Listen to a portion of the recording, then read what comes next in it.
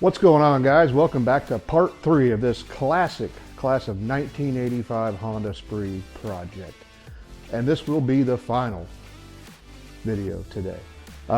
So we're about to finish this thing up, and if you recall in the last video I talked about putting that uni-pod filter on here.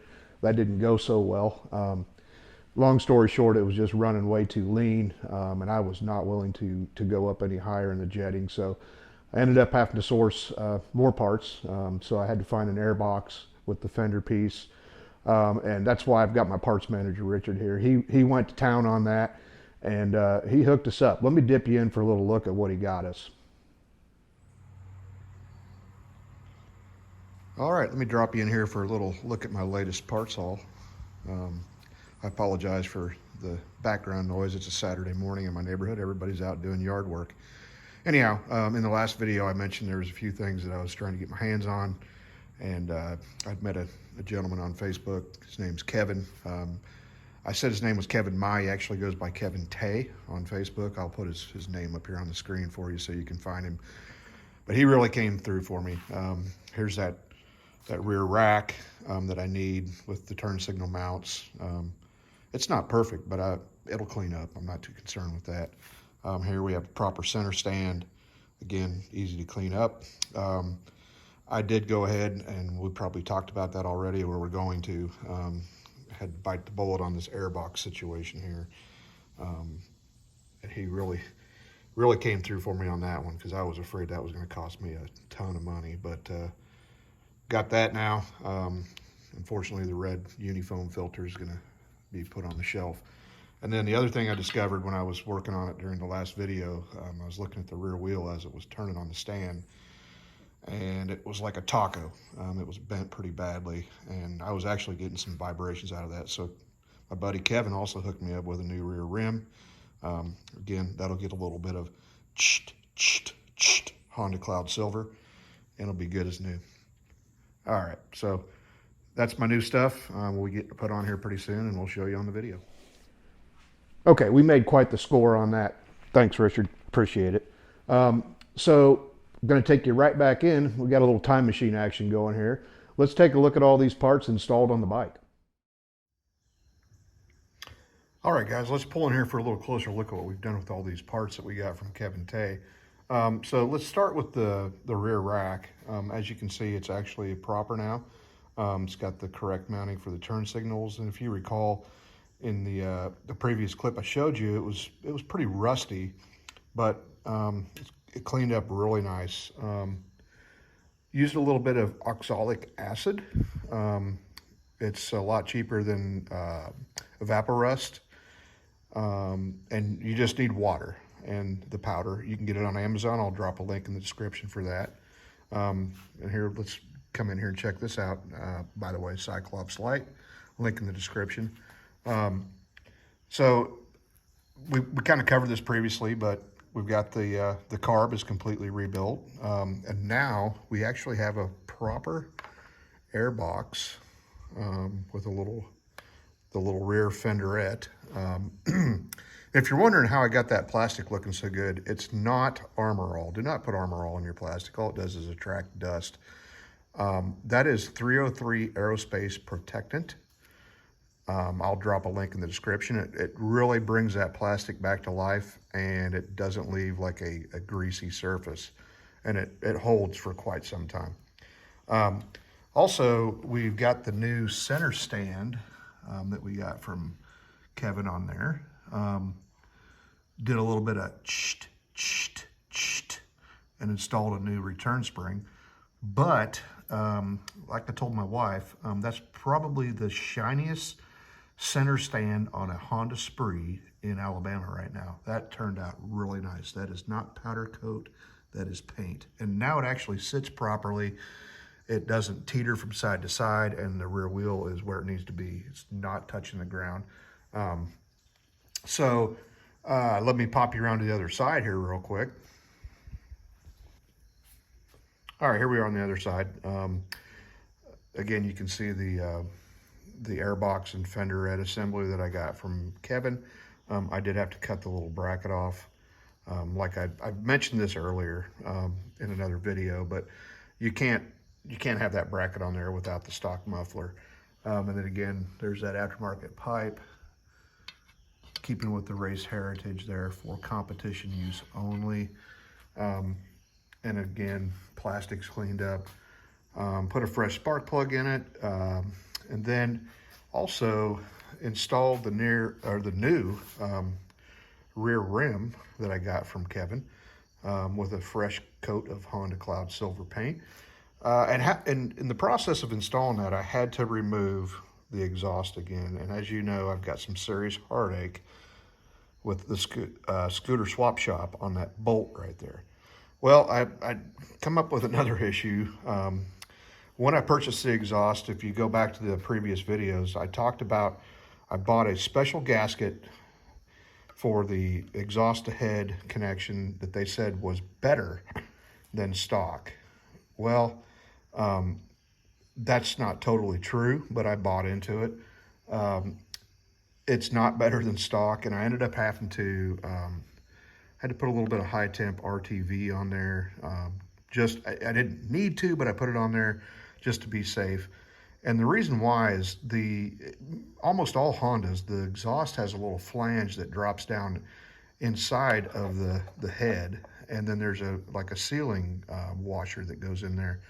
Well, this flange on this scooter swap shop exhaust is flat. Hence the reason why they were pushing that aftermarket gasket.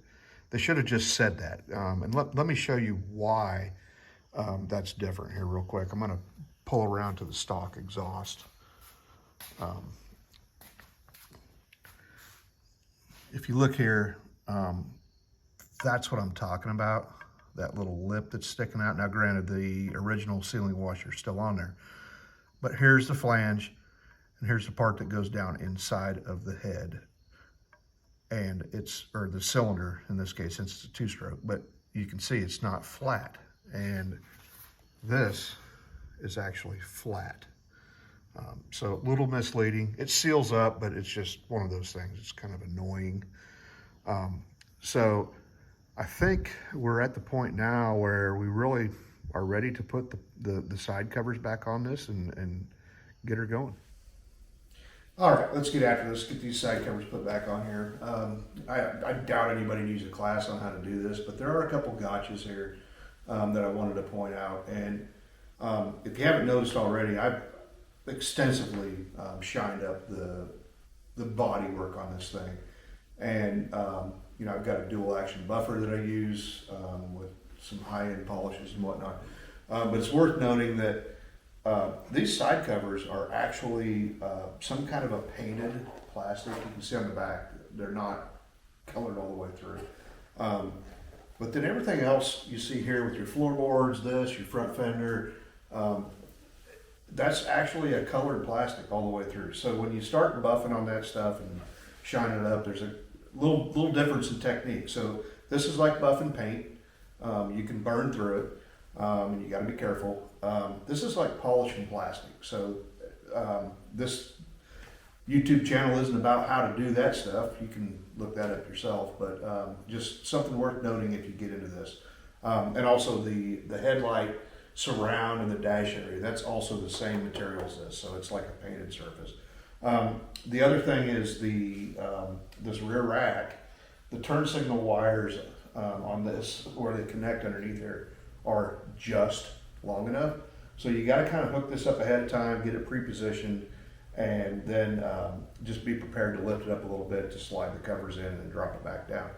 And lastly, the right side cover has to go on before the left side cover. So let me get that thrown on there real quick, and we'll see how this goes.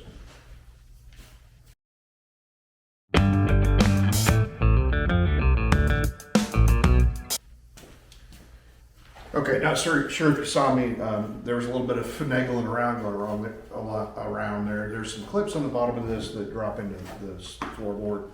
It was a little challenging, but got everything in. At this point, we're not putting any fasteners on because we want to get this side on, it's the usual deal. Get everything put on first before you start putting bolts in. So let me do this real quick.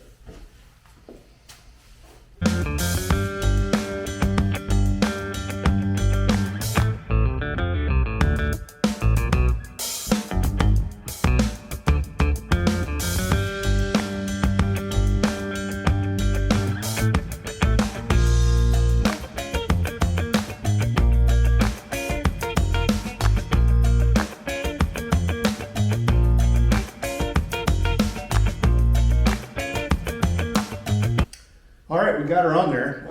You probably saw me fumbling around a bit here and there. It's just one of them things. You just got to take your time and be careful, because you're going to pay a pretty penny for these if you got to replace them and you break something. So let me throw all the fasteners in real quick. It's pretty self-explanatory. Not going to go into all the details, but give me a second and I'll throw this together.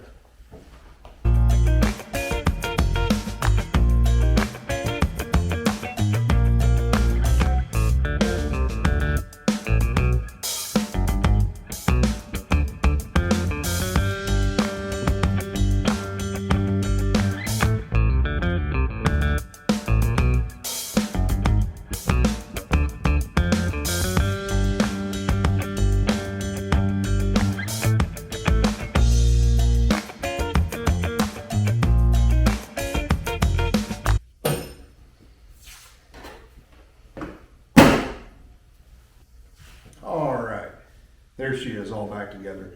Let me throw a little bit of Pimp Shine on it and drop you in for a closer look, and then after that, I think y'all know what comes next.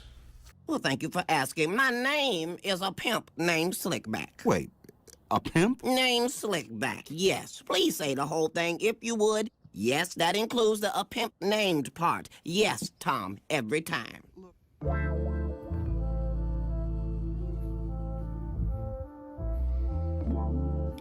Well, will you look at that? Race prepped and ready to go. Quite the transformation from when we first got it, even though it was in really good shape when we brought it home.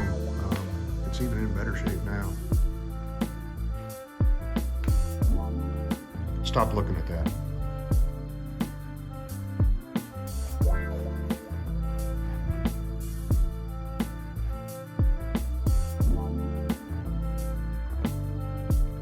Competition only exhaust.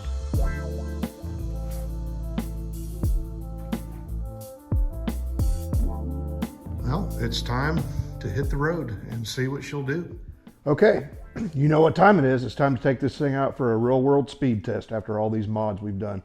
And it'd only be fitting if I let my wife do it, since it's her scooter. But if you remember in the, I believe the first video, I took this out with me on it, and I topped it out at 29 miles per hour. So let's see what she'll do. Hang on.